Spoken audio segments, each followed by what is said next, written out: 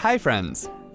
You can add a variety of charts and graphs into a spreadsheet, including line, bar, and map charts. Do you want to create graphs in Google Sheets?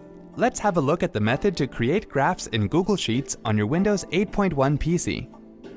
Open a web browser. Type sheets.google.com in the address bar and then press the Enter key. Now sign in to your Google account.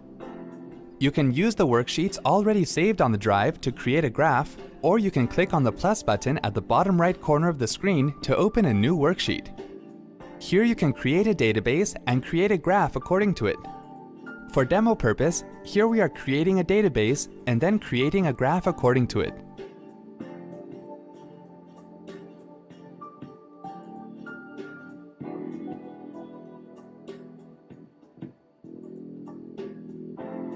Now select the data. You can click on the Insert Chart icon in the toolbar, or just click on the Insert menu and then click on Chart. In the Recommendations tab, you can choose the graph style of your choice. Now click on the Customization tab. In the title box, you can give the title of the graph. Scroll down the screen and then choose the required axis. You can view the settings of the selected axis. Scroll the screen down, and from here you can select the series of your choice. Now select the appropriate options to edit the selected series. Once done, click on Insert. It will create a graph on the worksheet. You can move the graph to any place in the worksheet.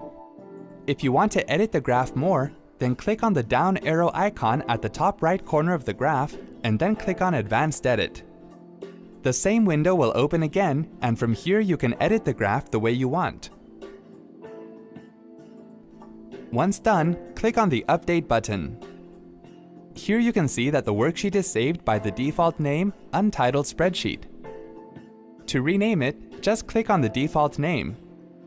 In the Rename Spreadsheet dialog box that appears, type the name you want to give, and then click on the OK button.